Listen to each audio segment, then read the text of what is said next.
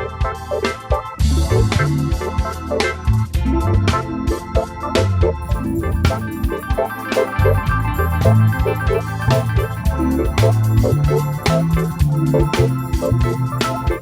good, y'all? Hope everybody's living well and staying blessed. It's your boy Markus B, and I'm actually not joined by anybody today, but nonetheless, this is episode 94 of Holla with yours truly, and I'm just doing a 1-2-1, man. I kind of want to update y'all on where I'm at with life.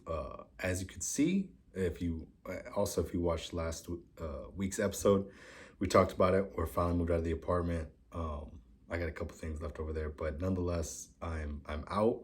I'm in my new house. It's super exciting. I would say I'm about 70% set up.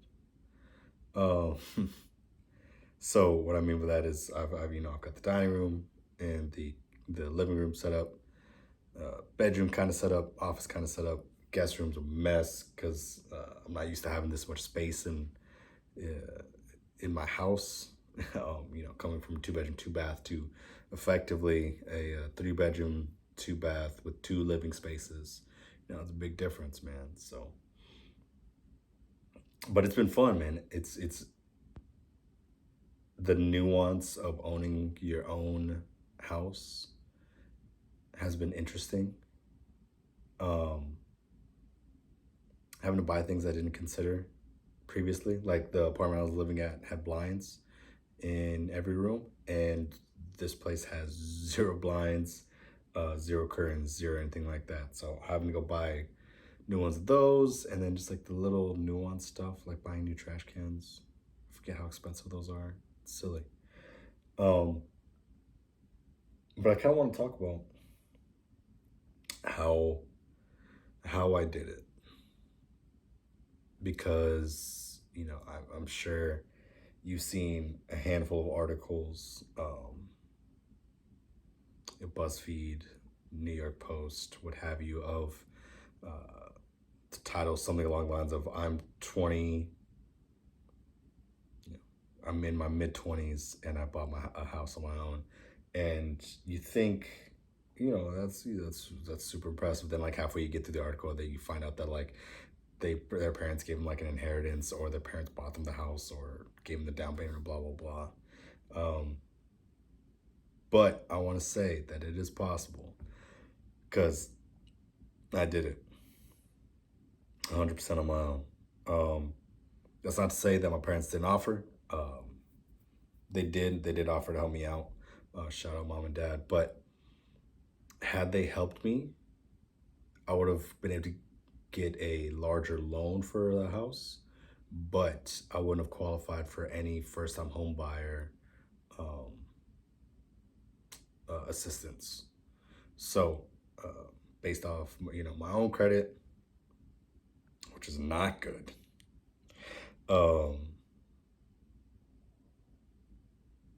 it's 650, I think, in that ballpark. So it's nothing crazy. It's not bad, but nothing super grand. Still went to college, still have things from collections from old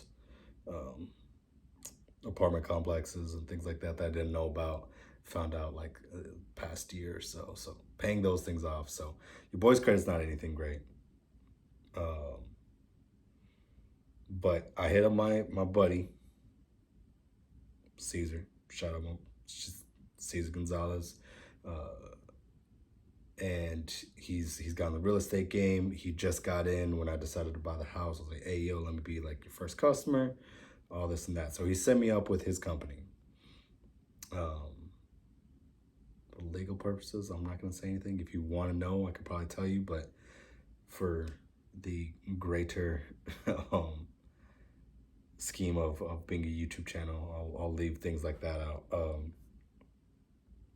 But he sets me up. I go through the loan process. This is when I find out that I had him run the background checks and what have you, or all the paperwork for whether or not, if I fly solo or if my parents help me out, which one's gonna be better. Like I said, me going by myself ultimately it was going to be better, although the loan amount wasn't as much. I qualified for 240, which again is nothing to wag your finger at. But got that all approved.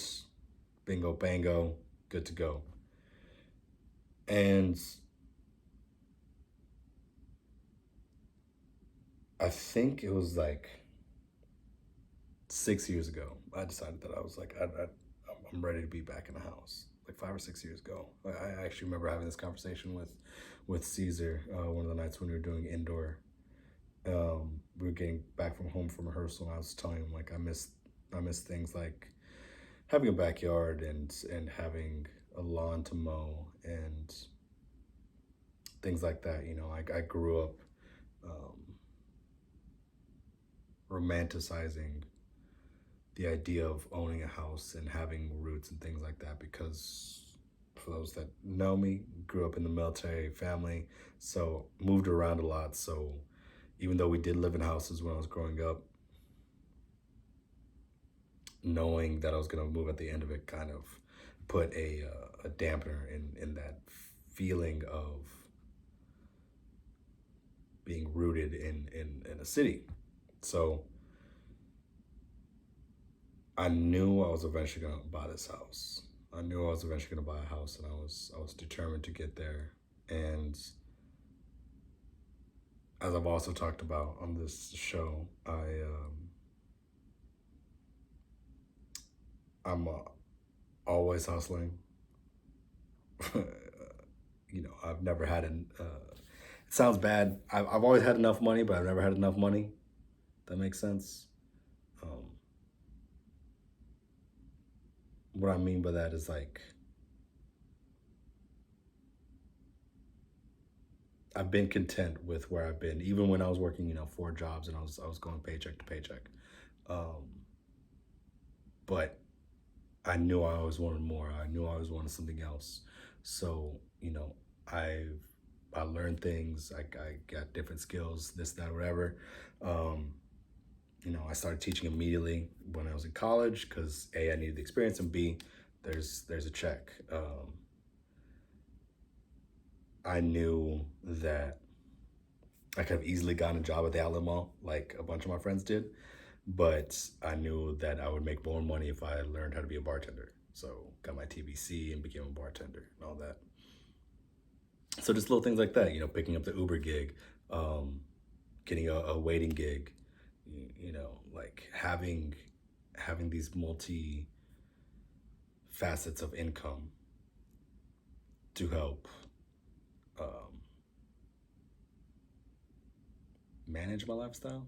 I don't know if that's the right term, but to help with what I wanted to do ultimately. You know, there's a lot of people that's been on the way that's helped me get through that. You know, I lived in a 4-bedroom townhome a majority of college where my rent was $300. Again, I'm aware that I'm super fortunate with the things that I've gotten and things that have been given to me. But I also know that I worked my ass off to not let those things go to waste, you know. Getting to live in my buddy's 1-bedroom apartment because I didn't have anywhere else to live at that time. Little things like that. Picking up side gigs, picking up, you know, music gigs. You know, shout out to the handful of people that hooked me up with like church stuff. You know, a couple $100 every now and then. So I knew that this is where I wanted to be. I wanted to be a homeowner at some point in time. So I learned, well, while working with Caesar, you know, he was telling me that if anybody that knows him knows that he writes some amazing music. Every indoor group that we worked with, every school that he's taught at, and you know, a bunch of homies. He's still got on his list of schools that he writes for. He told me how much he was getting paid for those, and you know, the individual school wasn't too much money, but you know, if you line up 6, 7, 8 schools, you know, that's a fat chunk of change in like a single semester. So I was like, okay, let me learn how to write music. Then the same thing with drill. I learned how to write drill. And so when I got to my high school out here, I told them, I could do both. I could write a percussion book and I can write the marching band drill. And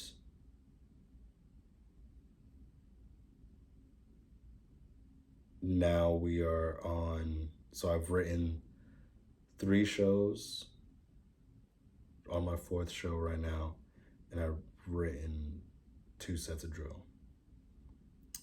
Not doing the marching band drill anymore, mostly because we found a guy that does drill and music. Shout out Russell Wiley. So just like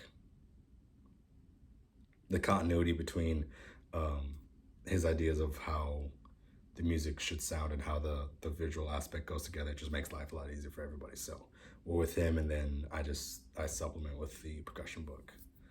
So I knew that was going to help me in the future, so that's why I learned it. And like we talked about in the last episode, man, as far as savings go, I didn't know what I was saving for, but I knew I was saving for something. And because I liked being able to buy things. Originally it was going to be for like cars and such, right? I basically called him my uncle. Shout out George Luera. Told him I wanted a motorcycle. He found one for me. $2,500 cash. Bingo, bango, boom, bought it. No questions asked. Shout out to my boy Will. I told him I wanted a project car. He's the one that found me the Miata. $1,200. Bingo, bango. Got it. So, for the record, and again, this is not me gloating. This is just me being mindful of my money. I've got a whole thing about money, but I'll get there eventually.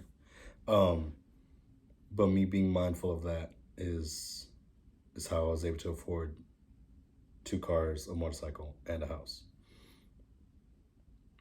So we'll get into the money thing, my feelings on that, what have you.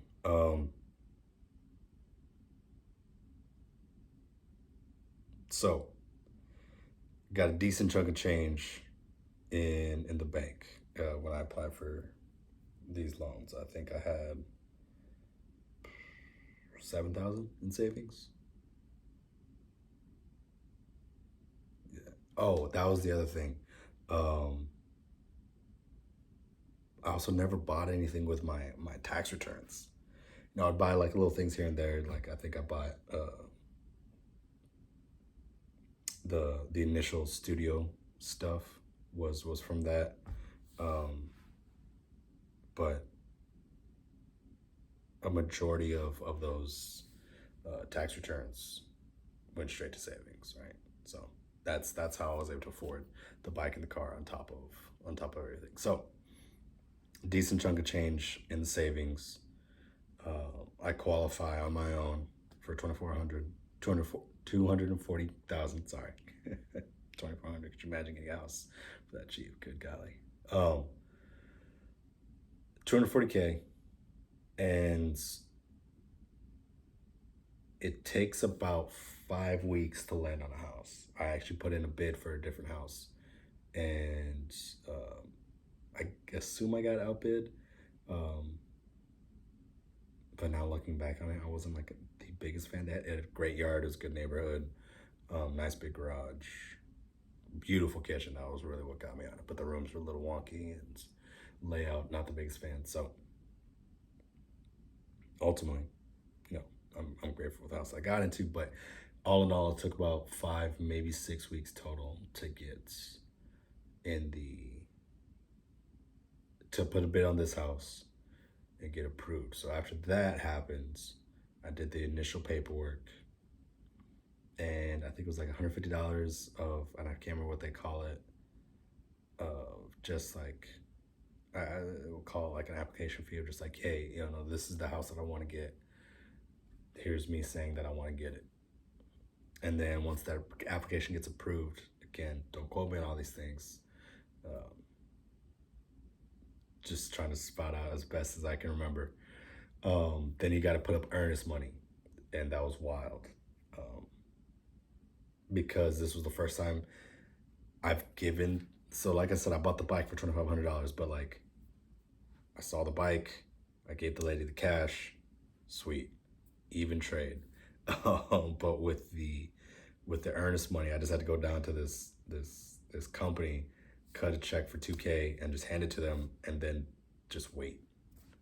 And as far as I know, the earnest money is like good faith, like, hey, no, like, I'm for realsies about this house. And then we just waited.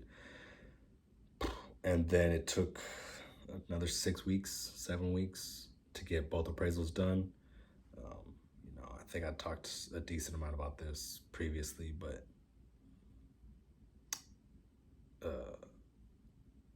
I had to get 2 appraisals because it's a flip property.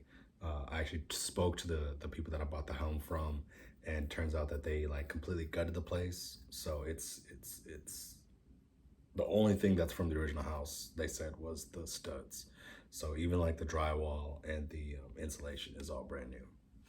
So because of that, my bid, I put up 200.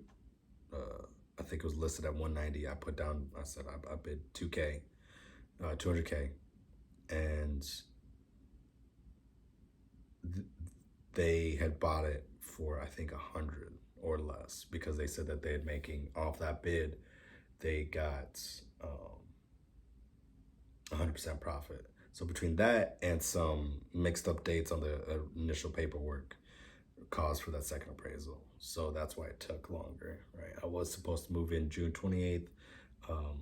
Didn't move in until, close on July 26th. Didn't close until July 28th. Yes. No, it was later than that. It was August 7th. I've only been in the house for a week. Yeah. Anyways. Finally closed on it. And then my closing costs, because I rolled a bunch of stuff into the monthly payment, my closing costs only ended up being $2,400. So all in all, it was about $5K total for me to buy the house on my own, no help from anybody else. And again, that's not me talking bad on my parents. They offered. It would have just made things harder. Like, had they helped out, sure, I could probably be in a 4-bedroom, 2-bath, massive kitchen, blah blah blah. But I would have probably had anywhere from 10 to 25K in down payment. And like I said, I had 8 to start, 7 to start. Ended up having 8 because of X, Y, and Z. Anyways, June I was able to save a lot of money. I don't really know how that happened, but nonetheless, all that to be said is just kind of proof that it is possible. But on that, you got to set yourself up for future you, right? This would not have been possible had I learned how to write music in finale. This would not have been possible had I learned how to, taking those things from my theory class and all that. This would not have been possible had I not studied the books that I was teaching and just sitting there and listening to drum corps in high schools and WGI groups and indoor groups. And just seeing how all the music fit together, right? For being honest, this was about a 7-8 year process to get me to being able to buy this house. because I had to be comfortable enough in music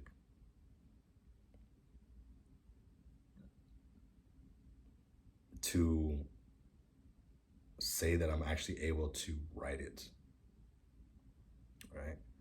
And it's one thing to say that you could write music, but it's another thing to like actually write something that makes sense, um, and flows with the band, makes sense with the drill and all these things, right? These are all things that you have to consider.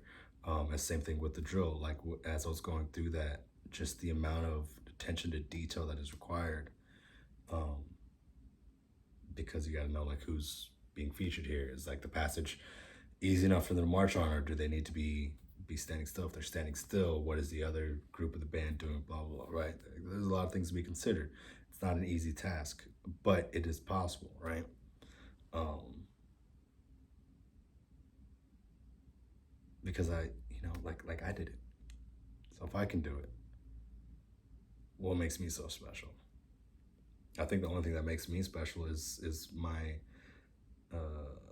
ability to think that I'm able to do anything. Um, my ignorance, my naivety of difficulty of stuff. Um, I don't know things are hard until somebody tells me that they're hard, right? So the year that I did write the drill and the percussion book and was teaching it, I didn't know that was necessarily hard. I knew I was tired and stressed out, but I didn't know like that was like super uncommon to be doing. Until after I was done with it, I was talking to somebody and they're like, yo, you're crazy. So I think that's the only thing that makes me truly different from others is the fact that a lot of times I don't know any better. Um,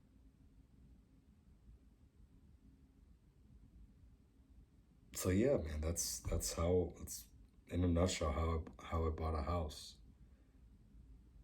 It was hard. It was very stressful.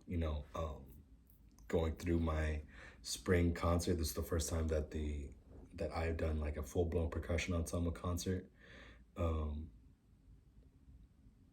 and all this while I was having to like sign paperwork and cut checks and go to this place and go to that place, in between, teaching, being done with the school day, running off and meeting up with my real estate agent. Shout out my girl Jessica for taking care of me and getting all this stuff done, but her just me having to meet up with her these kind of random hours when I was free. It was a lot, man. And the fact that I didn't have, significant other, or family member, or anything like that to kind of like help me out with it, definitely got stressful. But shout out to the homies that I work with, Markus, Duran, Evan, helped me out with that.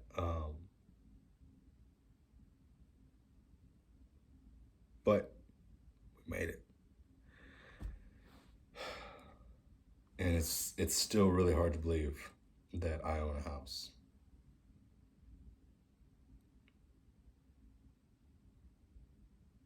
Like, although that I dreamed of it, I'm not sure I believe that I could ever actually own my own house. I keep doing things so drastically different from my family, so I can't like me asking them for help is different, right? So like my sister joined the military while she was in high school. Um, my dad was in the military, so like anything life wise, she was like learning about whether or not she should be on base, should she get her own apartment outside, this, that, and whatever. And then she also meets, she meets her husband. They just had their 10-year anniversary. Shout out, Crane and Brandon. But they had each other to help get the house. They have their own trials and tribulations. I'm not trying to say anything like that, but just like it was similar to the way that my parents did it. So me going to college fresh out of high school, different from them. me pursuing a degree in music different from them. Me living on my own so quickly different.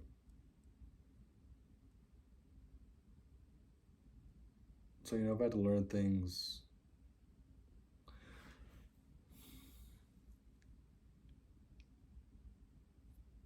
I don't want to say on my own, because I wasn't on my own a lot of times, but it was, for the most part on my own.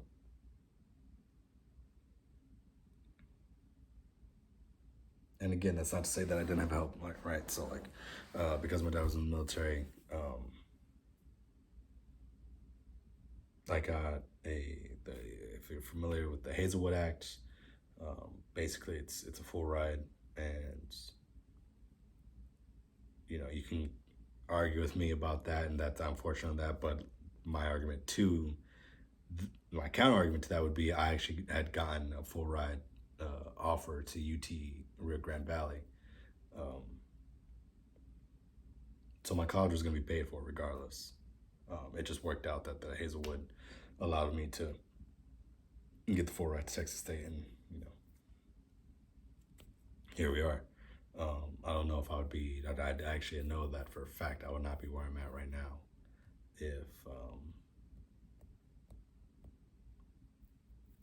I had gone to UT RGV. I'd probably be in the military. Safe bet that I'd be in the military.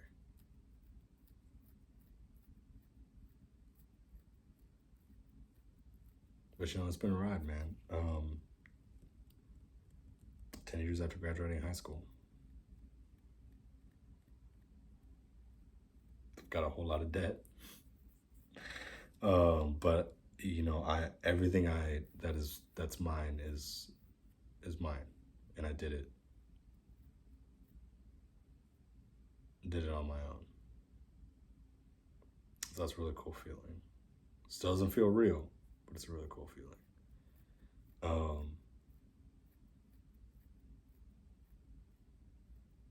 And to kind of touch base on that money thing, man, it's just like,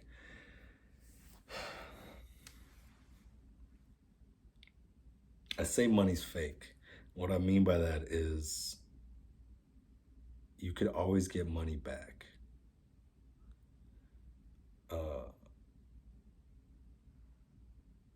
Throughout college, I struggled with money, right? Nobody that has 4 jobs is doing well as far as their finances goes, but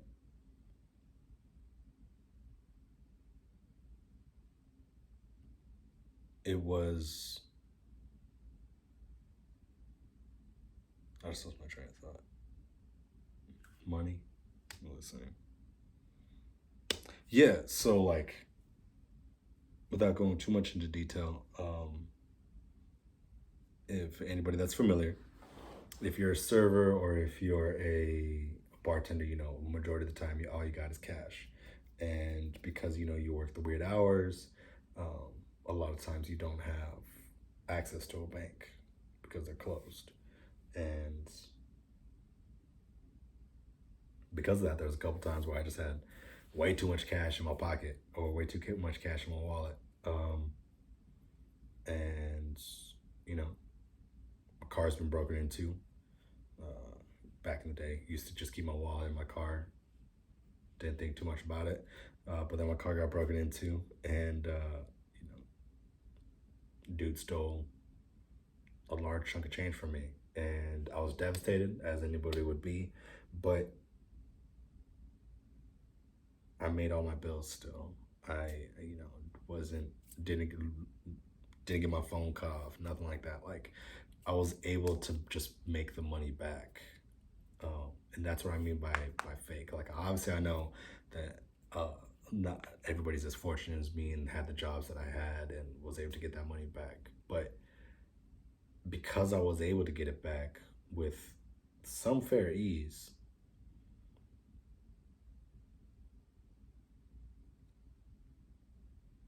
it just kind of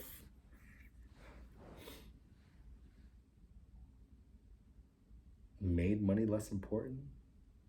Does that make sense? I don't know. I might be talking crazy. It's a little late. It's past my bedtime, but this week's packed, so I knew I was gonna have time otherwise.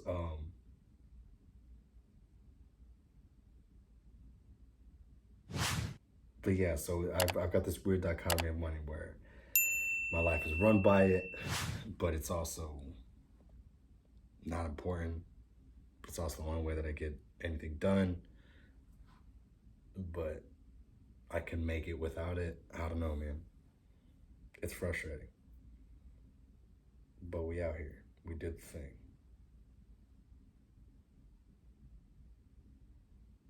Other than that, man, just getting ready for school to start. I know I got a lot of buddies who start this week. You know, I'm recording this on July 15th, Sunday, and I know a lot of friends. August 15th. Man, I cannot get these months right. It's August 15th, and I got a lot of buddies going back to school on Monday. I think a handful on Wednesday. I myself will not be going back until next Tuesday. Um,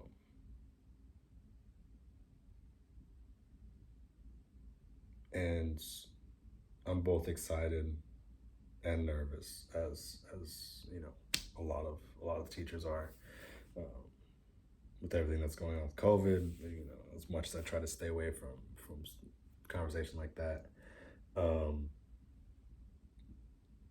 it's here. You know, kind of got to talk about it to an extent. You know, just not being certain of whether or not we're going to get shut down again, not being certain what's going on with masks and any mandates like that. So, but I gotta tell you what, guys, we did full music ensemble 2 weeks, a week ago, not this Friday, but the Friday before, and you know, I was sitting on stage, drums were behind me, front ensemble was in front of me, band was in the actual in the rest of the auditorium, and damn, did it feel good to to hear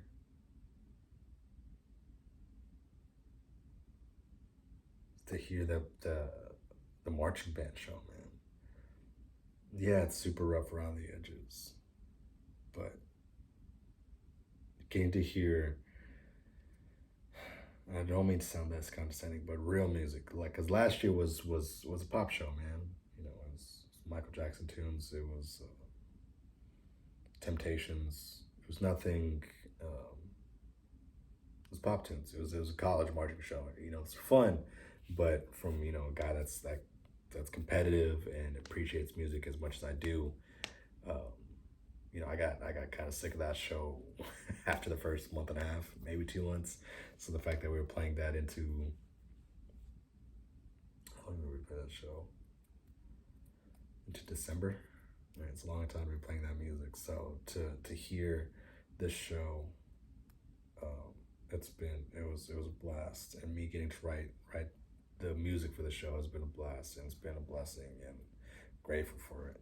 And you know, you talk about blessings as well. The fact that I have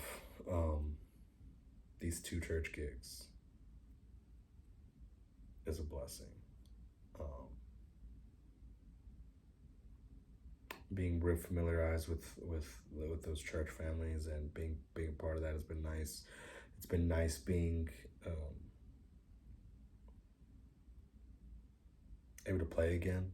Right, I was talking to my homegirl last night about it, and it's nice to not run the show for a little bit.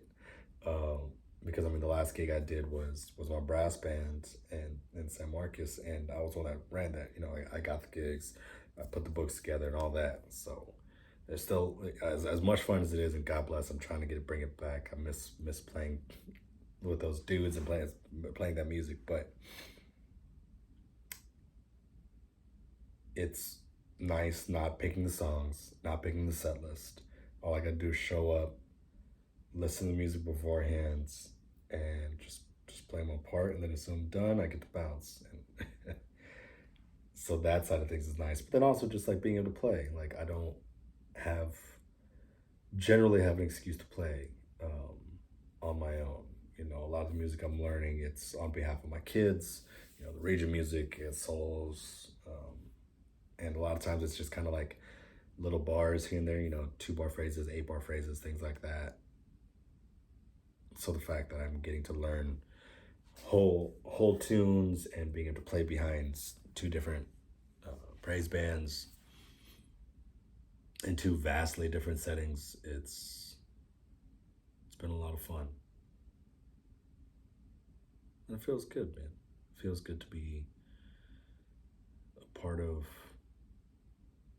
the church. I still don't know where I stand entirely on religion, and you know that's a conversation for a different day. Um, but nonetheless,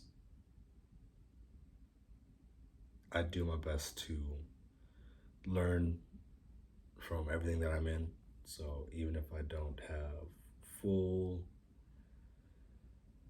belief or whatever that means of the religion or the practices that they take part in, nonetheless, I feel like I'm able to learn something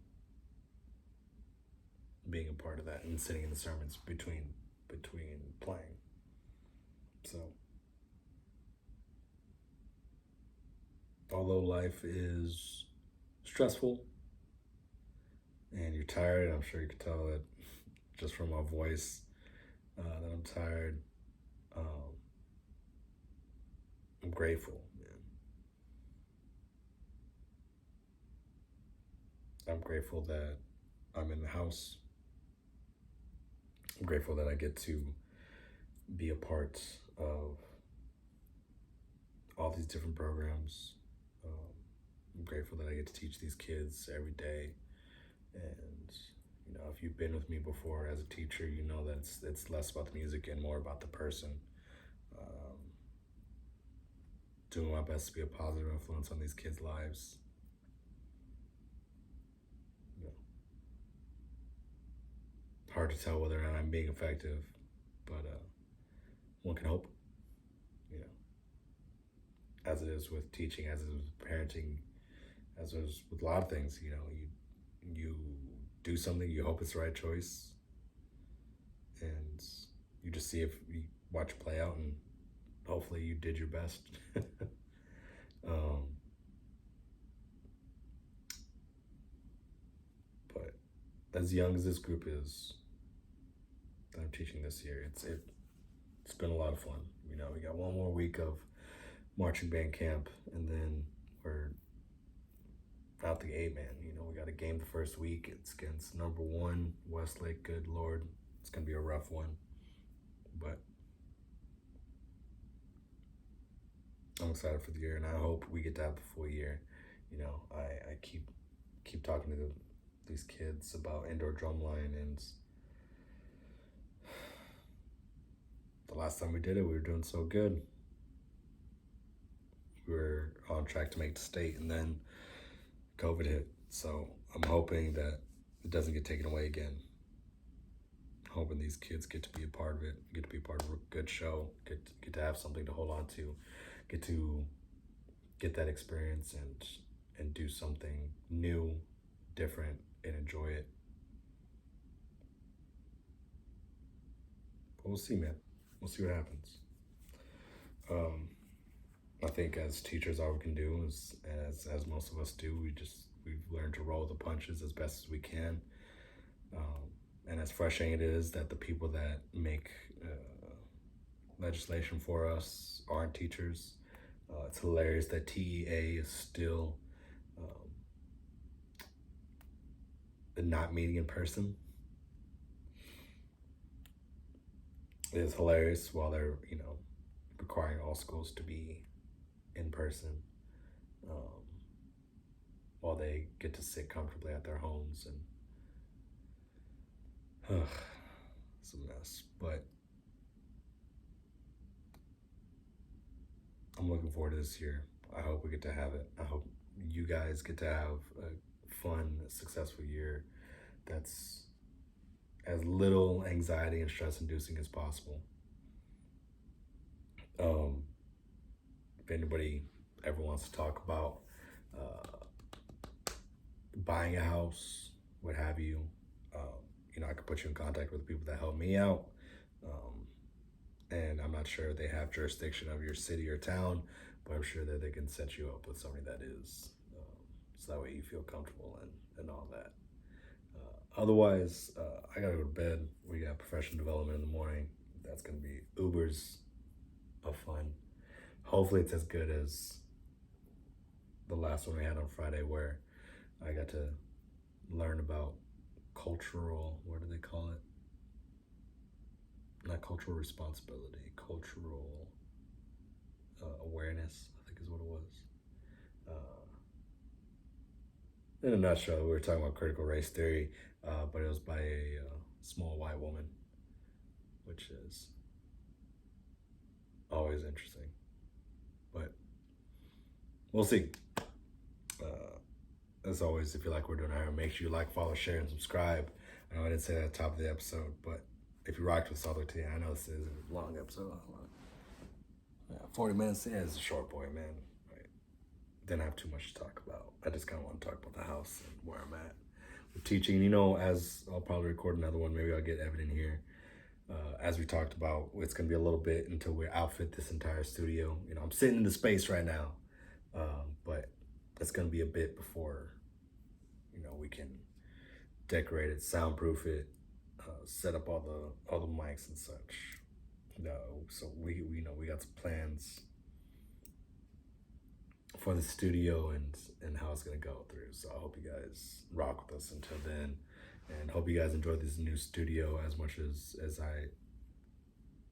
I'm going to. Big part of me buying this house was this upstairs space.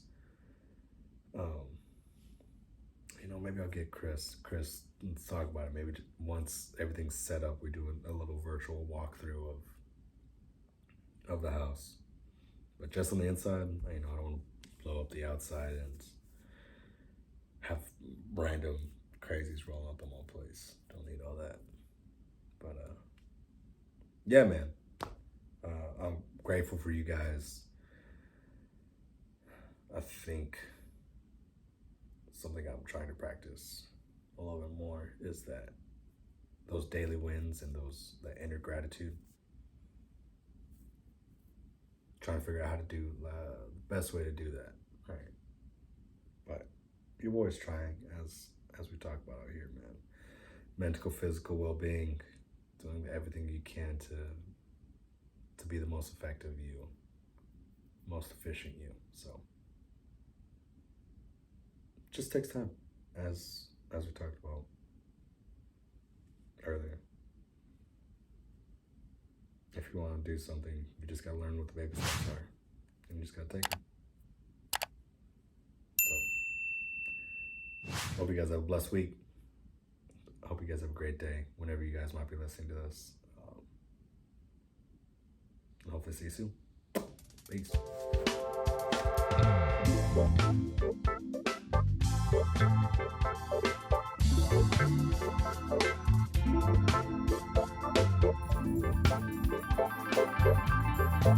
Thank you.